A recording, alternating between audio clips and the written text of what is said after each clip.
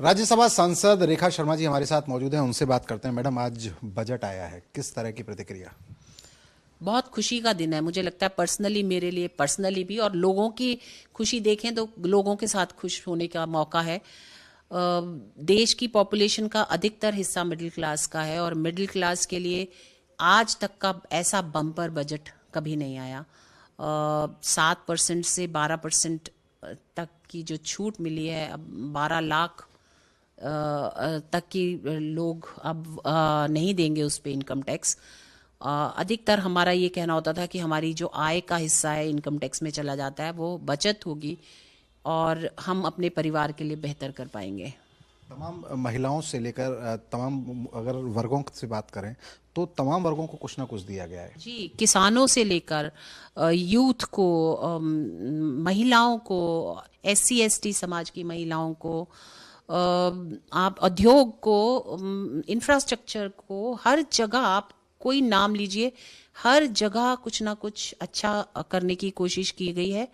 और ये ऐसा बजट है कि देश भर में चाहे कोई रीजन अलग हो, कास्ट अलग हो, आय अलग हो, सबके लिए फायदे का बजट है। विपक्षियों की बात करें तो विपक्षी कह रहे हैं कि बजट में कुछ नहीं है, केवल आंकड़ों का हेरफेर है और इसके अलावा दिल्ली और बिहार में चूंकि चुनाव है उनको देखते हुए लाया गया है। अगर मैं आंख बंद कर लूं तो मुझे इस कमरे में कोई नजर नहीं आएगा, और कान बंद कर लूं तो कुछ सुनाई भी नहीं देगा।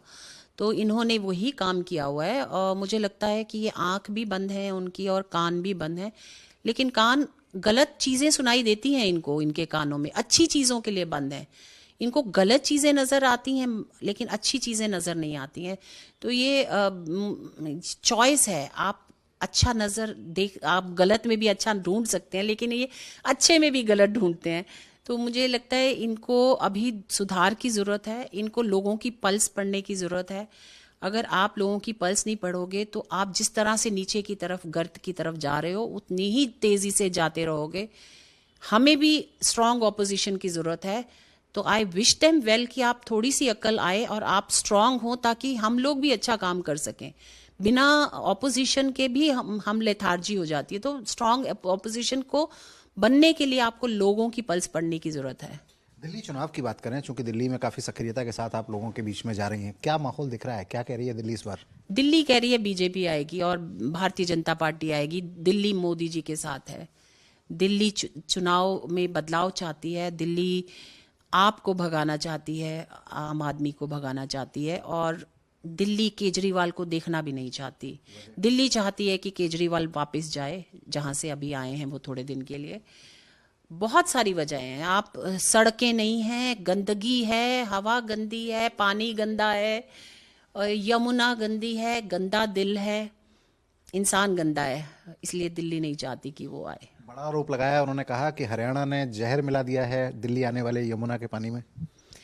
मैं भी दिल्ली में रह रही हूँ और पिछले 9 साल से रह रही हूँ। मेरे बच्चे भी आते जाते हैं। हमारे सारे लीडर दिल्ली में रहते हैं। अगर हरियाणा मिलाएगी तो हरियाणा की आधी जनता, पुलिस में देखिए तो हरियाणा के लोग भरे हुए हैं, पुलिस में भी हरियाणा के लोग यहाँ काम करते हैं अधिकतर, चाहे मजदूरी हो चाहे ऑफिशियल्स हो। तो क्या हरियाणा चाहेगा कि उसके खुद के लोग, उनके खुद के लीडर्स और हम सब ना रहें और जहर मिला दें? बहुत गलत, गंदा बयान था और लोगों में भड़काने की एक वो थी। इससे बहुत बड़ा नुकसान भी हो सकता था। अगर माननीय प्रधानमंत्री इसको नहीं बचाते तो मुझे लगता है कई लोगों की जान जा सकती थी ऐसी जगह में। इनका इरादा यही था कि कुछ ऐसा हो जाए कि चुनाव ना हो, क्योंकि इनको दिखाई दे रहा है कि हारने जा रहे हैं। ये किसी भी तरीके से, इनमें जो वो लेफ्टिस्ट स्ट्रीक है ना, वो स्ट्रीक ये कहती है कि कहीं ना कहीं आप इतना गलत कर दो, लोगों का नुकसान सेकेंडरी है इनके लिए।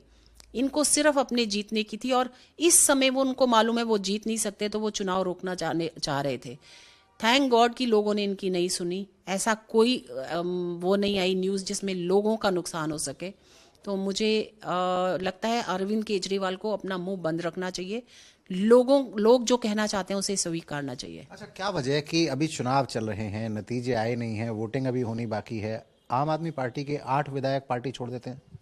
ये हारने का पहला संदेश होता है जब आपके अपने लोग छोड़ने लगते हैं। आप, इनके कितने काउंसलर्स ने छोड़ दिया इनको, इनके एमएलएज ने छोड़ दिया। ये फर्स्ट ट्रीक है और ये बहुत सालों से, मैं 14 से देख रही हूँ। 14 में कांग्रेस को छोड़ के बहुत सारे लोग आए थे, फिर हर इलेक्शन में जैसे ही उनको लगता है कि हार रहे हैं वो छोड़ना शुरू कर देते हैं। तो ये एक पहला संदेश है, ये समझ जाना चाहिए आम आदमी पार्टी को। आपको क्या लगता है कि आम आदमी पार्टी के कौन कौन से नेता चुनाव जीत जाएंगे, या मैं आपसे पूछूं कि कौन से चुनाव हार जाएंगे? केजरीवाल हार रहे हैं 101%। आतिशी हार रही है 102%। इनके जितने बड़े नेता हैं, संजय जी हार रहे हैं 100%। तो इनके जितने बड़े नेता, ये 3 नाम ज्यादा आते हैं, ये तीनों हार रहे हैं। बाकी तो हारेंगे ही हारेंगे, यही हार रहे हैं तो बाकी भी हारेंगे। दिल्ली में क्या रहने वाला है? BJP all the way. तो ये रेखा शर्मा जी हैं हमारे साथ। रेखा शर्मा जी साफ तौर पर कह रही हैं कि बजट जो है वो ऐतिहासिक है और इस ऐतिहासिक बजट से देश के लोगों को बहुत फायदा होगा, और साथ ही साथ कह रही हैं कि दिल्ली में भारतीय जनता पार्टी की सरकार आ रही है, जबकि केजरीवाल खुद इस बार चुनाव हारने वाले हैं, आतिशी इस बार चुनाव हारने वाली है। अब देखना यह दिलचस्प होगा कि जब नतीजे आएंगे तब नतीजों में क्या देखने को मिलेगा।